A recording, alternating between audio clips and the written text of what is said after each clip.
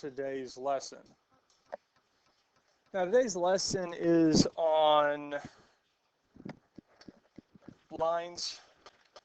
It's really line of best fit. We'll cover a little bit of line of best fit, but line of best fit is something that doesn't always work out the same depending on how you set it up. Because when we talk about line of best fit, and we'll get there later on, it's really given a set of data that is approximately would be a line. We're trying to find a line that would best represent the overall data. Because in an actual real world scenario, numbers are not going to fall in a perfect line. They're not going to actually follow a perfect line. So we have to make what we call a line of best fit, a line that best fits the data that is given.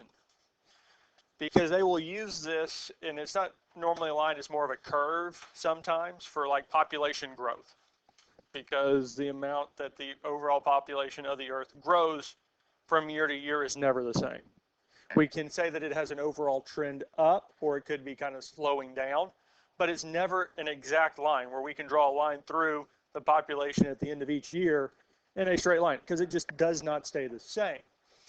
And that's what with a lot of real world data happens. It's not pretty. A lot of real world data is never pretty because real world numbers don't always line up to where, hey, the answer for this is 4, or the slope of line of best fit is 5. We don't get those whole numbers. We get these ugly decimals. But most of the time, especially when we're talking about line of best fits, there is software. These graphing calculators will do it. That will help us get the lines of best fit. That will work with that data. Excel, any of these programs can do it. So most of the time, especially if we're trying to figure out what the line of best fit is or dealing with stuff like that, we lean on software so that we're not trying to handle these insanely big decimal numbers. It'll do it for us. But what we're going to look at first is writing an equation of a line. There's 3 that they gave us here. I'm going to say we deal with 2. The third one doesn't really add much. The first one is slope-intercept form, y equals mx plus b. Do you all have an idea why they call it slope-intercept form? Because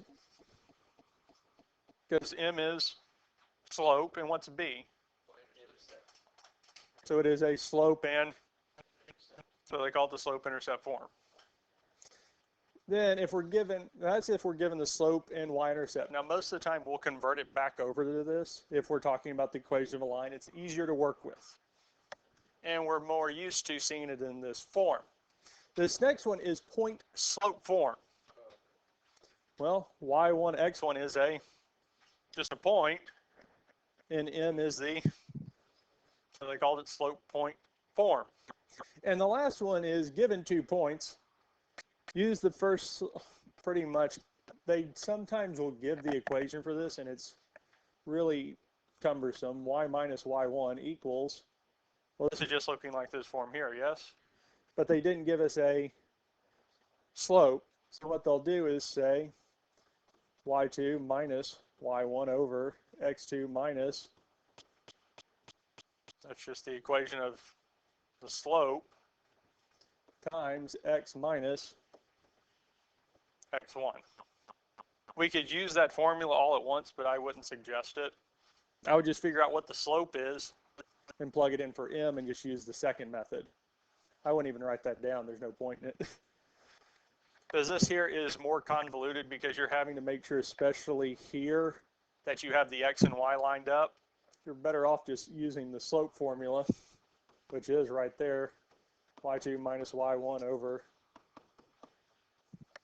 figuring out what the slope is, and just use slope point. Less to figure out. So what we'll be dealing a lot with today is this, writing the linear equation.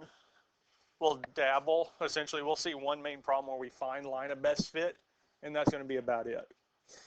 Because line of best fit, depending on how you set it up and what you use, can give you a different line of best fit.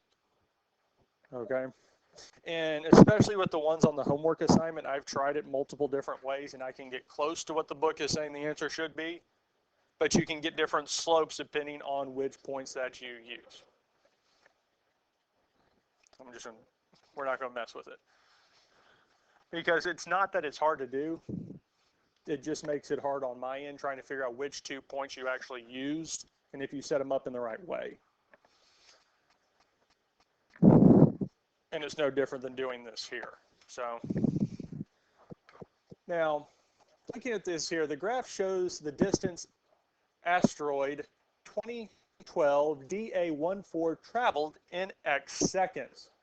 Write an equation of the line and interpret the slope. So we'll do that first, and then we'll finish off the rest of this, because then it talks about another asteroid, and we want to compare them. So this here, the graph here shows us a distance traveled in time. Now, we are technically given the slope, but they didn't come out and say what it is. We just have to interpret it from the graph. And they did give us the y-intercept, because what is the y-intercept?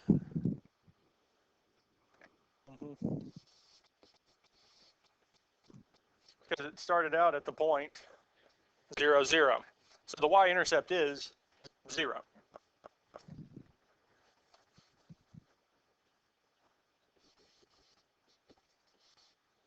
Now we do need to find the slope.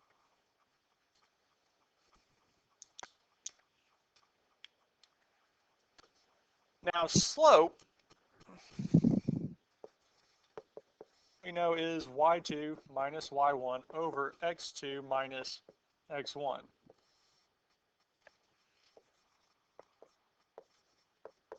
Or we could say that it's delta y over delta x. Delta is just a shorthand way to say change.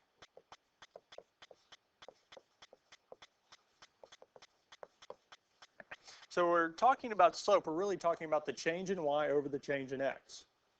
How much is it going up and down compared to how much it's going left and right? So they call it delta y over delta x. Or rise over run. Any of those are the exact same thing. It's just different ways to look at it.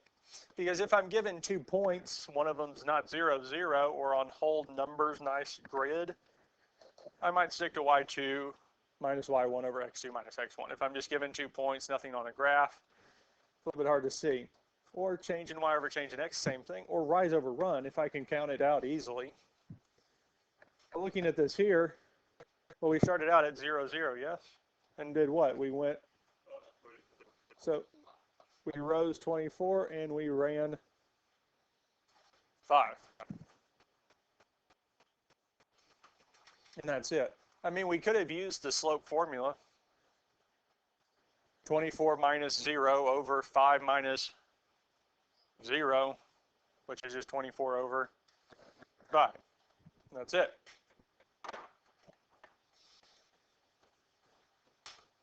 Well, since I have a point or an intercept in the slope, let's use the slope-intercept form. The slope is 5x plus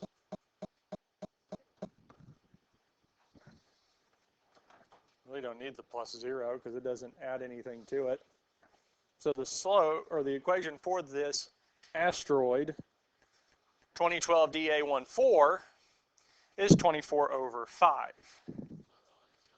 Well, that's the equation because it asks for 2 things. One, write an equation of the line and interpret the slope.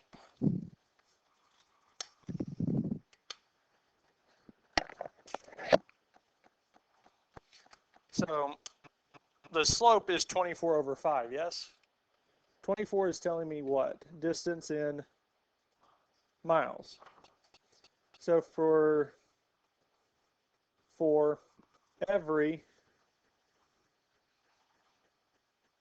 so we're going to talk about 24 miles, but how long does it take us to go 24 miles? So for every 5 seconds, it travels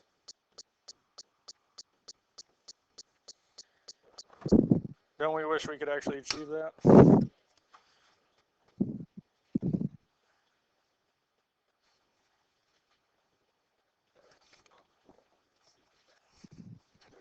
Is what? Distance from here to Tulsa is about 60 miles?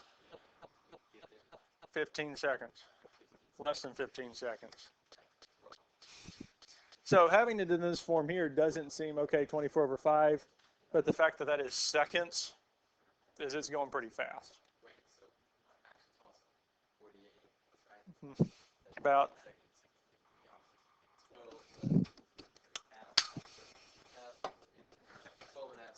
Yep.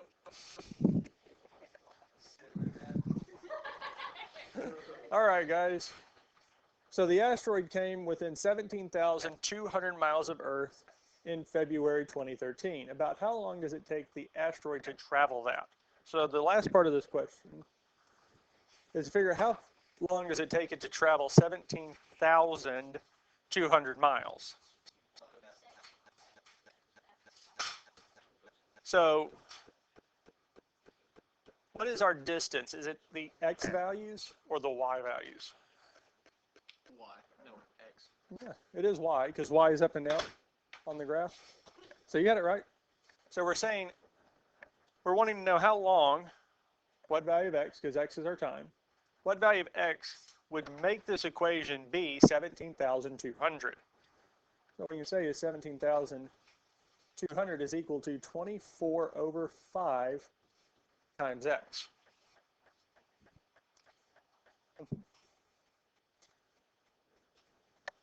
So we're wanting to solve this equation. Now there's two different ways we can go about it. Because what's one way we can get x by itself? Both sides by what? 24 over 5.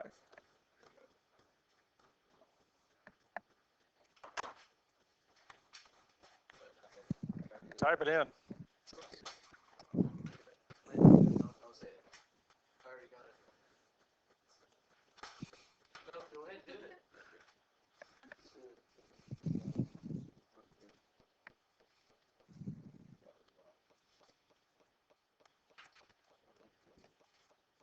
If you're working on the graphing calculators to get a fraction, like you would on the yellow calculators, alpha y equals enter.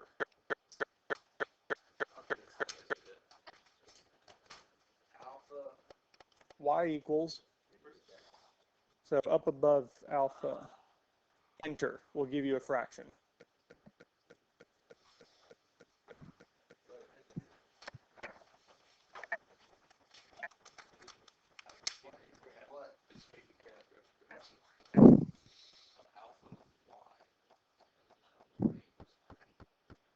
So y equals, if you notice that the button where y is, it says y equals.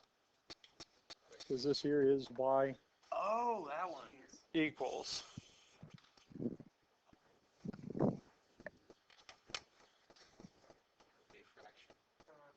Aha, I got it. So,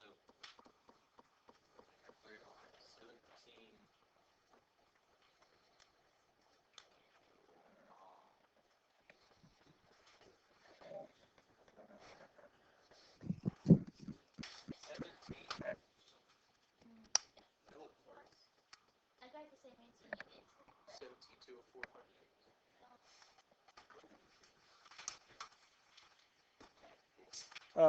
Nope, sorry. That is definitely not it. Oh. 358. Look. See that? Oh, I didn't press alpha first. 35. Alpha first. Or you'll get this right here. You don't want that. Did y'all get 3583? Nope. I did. How did Yeah. you get that? Put the vibe. How to put it. Yep. Oh, okay. Yeah, because we need the fraction in a denominator. The other way we could have done this is we could have multiplied both sides by the reciprocal of 24 over 5. Okay, yeah. Because we could have multiplied 17,200 by 5 over 24. And we would get the same thing. Yes, sir.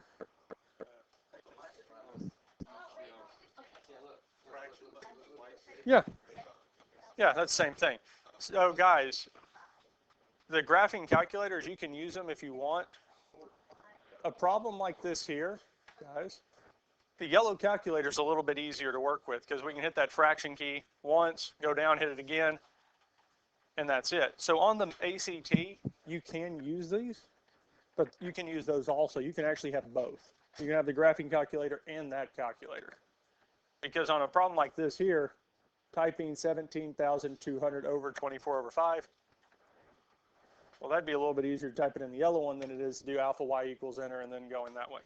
Couldn't we just divide 17,200 by 24 and then multiply that by 5? Yes. It's another way to do it. That's what I did. I could Yeah. 5 minutes complete, so. Because what they're saying is 24 over 5 times 5 over 24. Well, the 5 and 5 would cancel to 1. 24 and 24 would cancel to 1, so we just have x. So we can use the reciprocal too.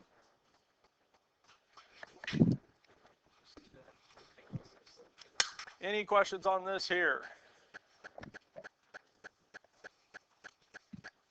The graph shows the remaining balance y on a car loan after making x monthly payments. Write an equation of the line and interpret the slope and y-intercept. What is the remaining balance after 36 months?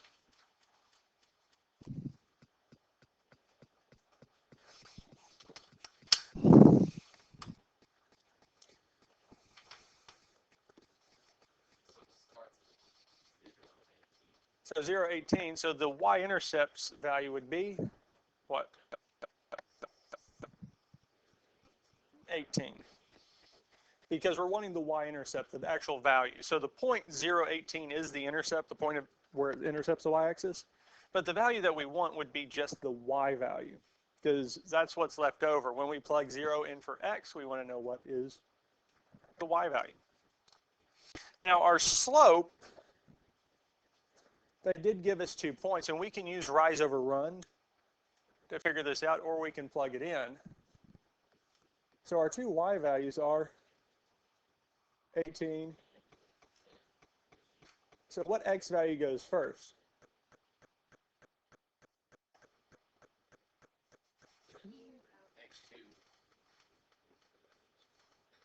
Because with slope, whichever y value goes first, its corresponding x value goes first. We need them in the correct order. So this is one of the few equations where we deal with 2 points that order matters. Midpoint formula, order doesn't matter. Distance formula, order doesn't matter. But slope, it does. Now, 18 minus 15 would be 0 minus 10 is, so this would be negative 3 over 10. Would we expect the slope to be negative? No. Well, what are we talking about? Car payments, yes? You don't want it going up. That'd be bad. You want this going down. So our equation is y equals negative 3/10 x plus 18.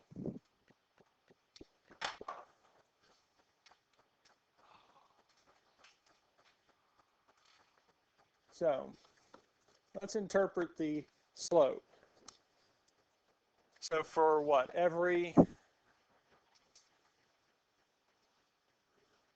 So the 10 is number of payments. So for every 10 payments, what happens? It goes down how much? 3.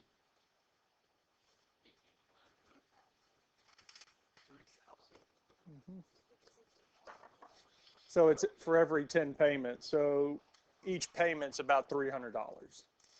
So for every month, the payments is going down $300. So, how did you get 3,000? Because every payment's 300 each. So the balance is in, okay. Yeah, and they'll do that on graphs, especially thousands, millions, billions, because instead of writing it where the y is actually at 18,000, I can write it at 18 and just have the thousands off to the side. So it makes it a little bit easier for the graph if we're looking at it that way. So we did the first part. Now we just want to find out what is the remaining balance after 36 payments. So our payments is x, because payments is going along the x-axis. So if I want to know what it is after 36 payments, we're going to plug 36 in for x.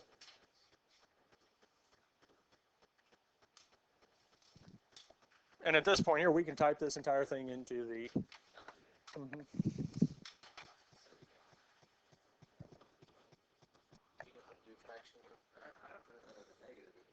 negative would be down there next to the 0, or next to the decimal point.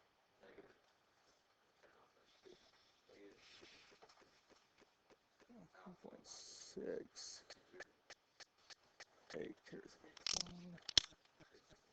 I want to say 7.4.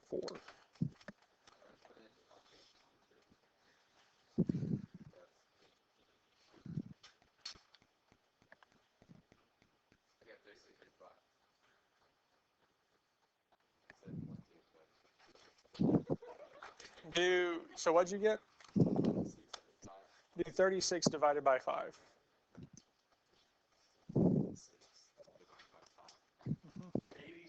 Yep. Yep. I will take fractions or decimals. I will take either form. I will take it in either form.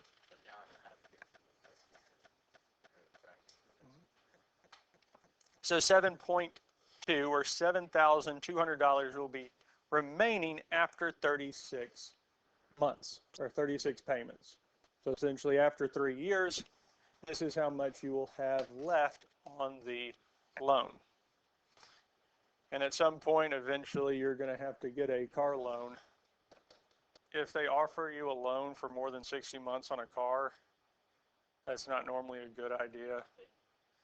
Trucks are starting to hold their value better, but the longer the loan, the longer you have to pay it off. And what you run into as an issue with is going in what they call upside down. Do you all know what upside down means? Essentially, when you go upside down, even if you sold it, that's pretty much, if you sold it whenever it is, when you're considered upside down, even at the best of what you get, you still owe money on the loan. So the loan is worth more than the price of the car.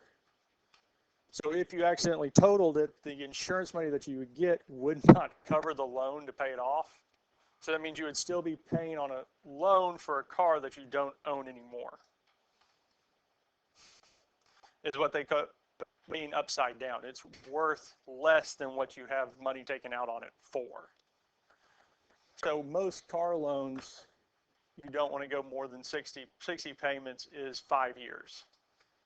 You want to have it, you really want to try to pay it off in 3-4 years because it still has decent value there.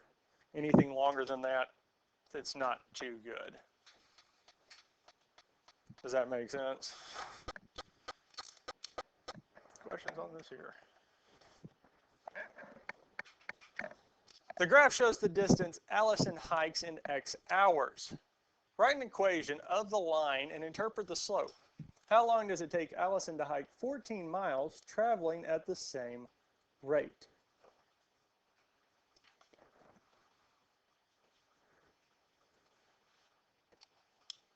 Well, they gave us the y-intercept, which is? Yep. So that's next. Starts at 0.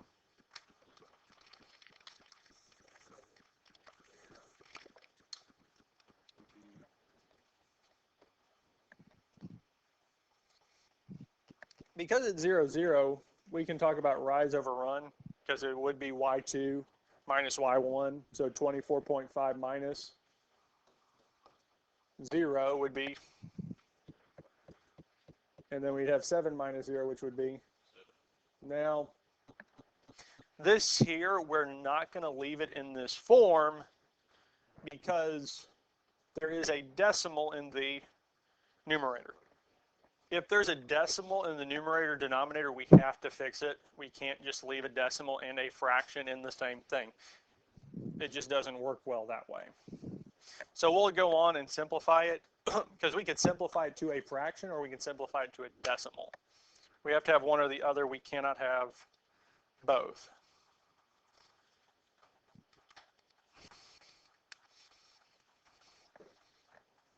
And if I plug this into a calculator, I get 3.5. If I tell the calculator to switch it over, it's also 7/2.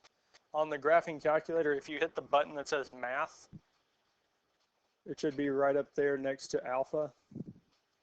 If you just hit it, you'll see the first thing that pops up is FRAC, which is just short for fraction. And if you hit enter, it will change it from a decimal to a fraction.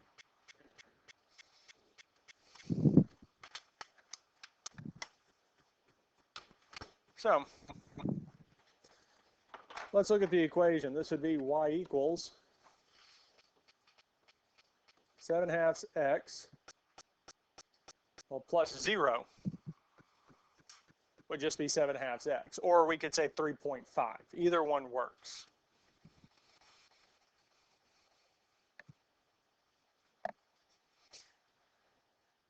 Interpret the slope.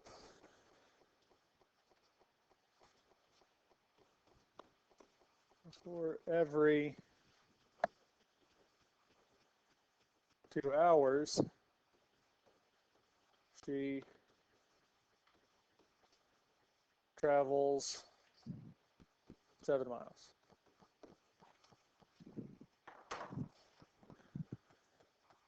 So on the homework, when it's asking to interpret the slope, that's all it's saying. What is the slope telling us? So here it's telling us for every 2 hours, our change in x over the change in y. And normally it's easier to undergo x, y, because it sounds funky if we go y, x. So for every, she travels 7 miles for every 2 hours. It works, but it just sounds a little weird. We can go in either order.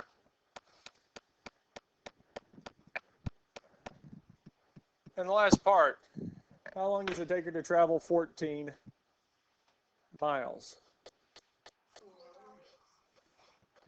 Yep.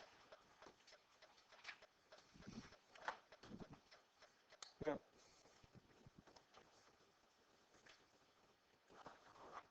That was kind of a little bit easier because we know she travels 7 miles for every 2 hours. So 14, we double it, and we get the same thing. Yep. We could have also plugged it in for y. 14 equals 7/2 x, and solved that way and gotten the same thing. Questions on this here?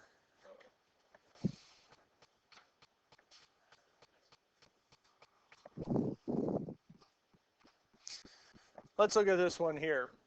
2 prom venues charge a rental fee plus a fee per student. The table shows the total cost for different numbers of students at Lakeside Inn. The total cost Y in dollars for X students at Sunview Resort is represented by this equation. Which venue charges less per student? How many students must attend for the total cost to be the same? So there's 2 parts. So hopefully, I'll call it part A. Which venues charges less per student? Well, Sunview charges how much? 10, because X is the number of students. So how much per student? 10. Y is the total cost for X students. So if there's one student, we put it in for 1. 1 times 10 is. So the total cost for one student would be $610, but each student costs $10 to get in. So that is $10. Now here, Lakeside Inn, did they give us an equation? No, so we'll need to find it. So first thing we can do is find the slope. Well, like, let's look at it. The lakeside in would be like $15. Already, okay. So I'm just going to pick the top 2 points and we'll check it to make sure. So 1800 minus 1500 over 125 minus 100. Now at this point here, we could type this all into the calculator to get our answer. I'll do it by hand. 1800 minus 1500 is 300. 125 minus 100 is 300 divided by 25 is. So the cost per student at Lakeside Inn is $12. So which one's cheaper? Sunview. So Sunview has the cheaper price per student. But how does it cost $1,500 for 100 students? So there is a general cost overall that is put down whenever you rent a venue, and then it's charged per person that shows up. So we need to see what that is. So having both equations will be helpful. Now, they didn't give us what the y-intercept is for Lakeside Inn or what the starting cost is to begin with, but they did give us some points. So what we'll have to do next is use our y minus y1 equals m times x minus x1, our point slope form, to be able to get the equation.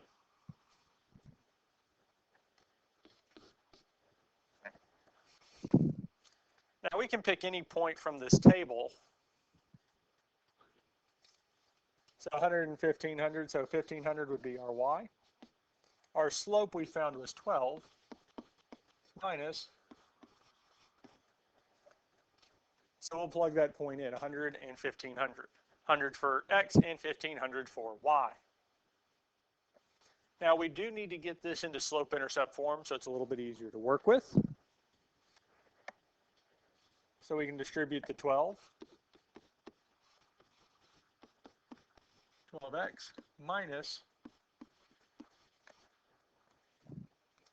1200.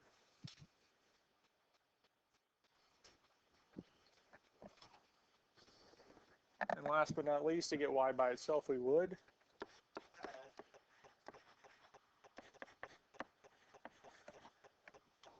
$1,500 to both sides. So y is equal to 12x plus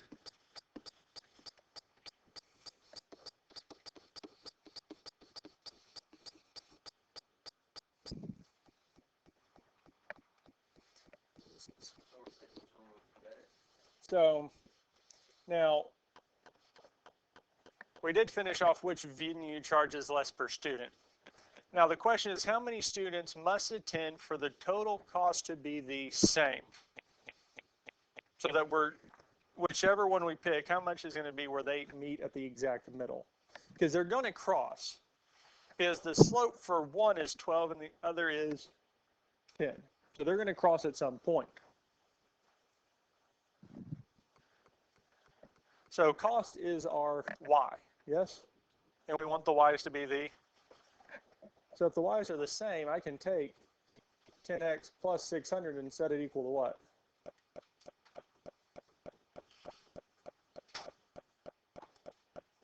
I can set these two equations equal to each other because we're looking to when they have the exact same value.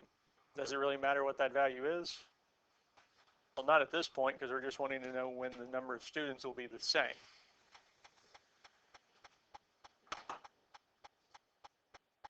What can we do first? We can subtract 300 from both sides. Because 300 minus 300 would be 0.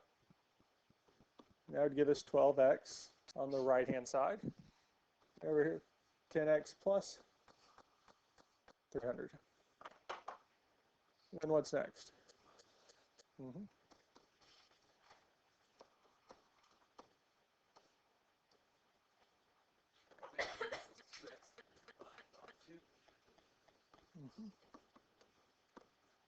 Exactly. Divide by 2. So x is equal to 150.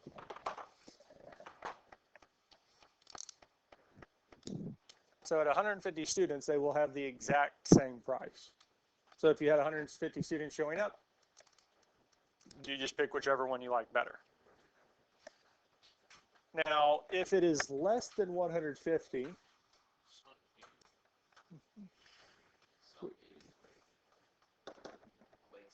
Lakeside, because, yep, because Lakeside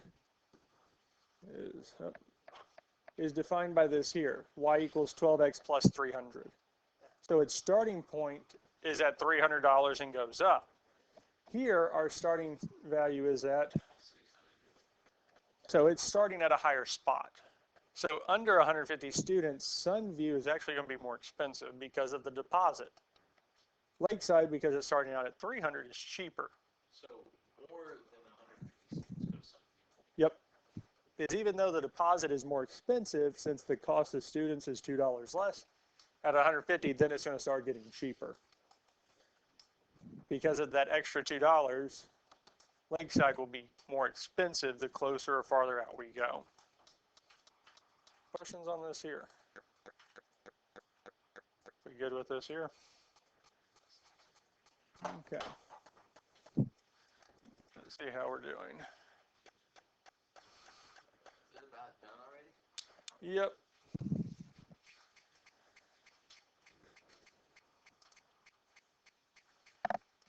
Got time for one more problem? How do we feel about these here? Do we feel good with these here? Okay.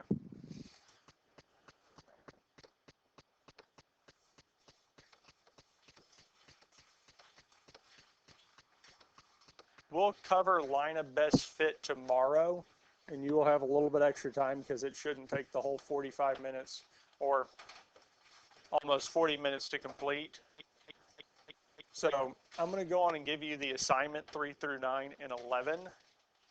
3 through 9 is, again, interpreting the slope and finding the equation of the line, and then kind of answering probably some question onto it. And then 11 is what we just did with Sunside View and Lakeside Inn, kind of that problem. Or that's probably 9. I'm trying to remember what 11 is. 11 might be a error correction. If you see the error problems, what I'm talking about, it looks like a sheet of paper and it has an X in the corner. On those there is an error. It's not that they did it correctly. On those error detection, there is a problem. Identify what the error is in the problem, whatever they did, and then correct it. So you're saying what they did wrong and then fixing it. Or what happens on those. Yes, because number 11 is one of those. They did an error in the student's work, figure it out, identify what it is, and then correct it.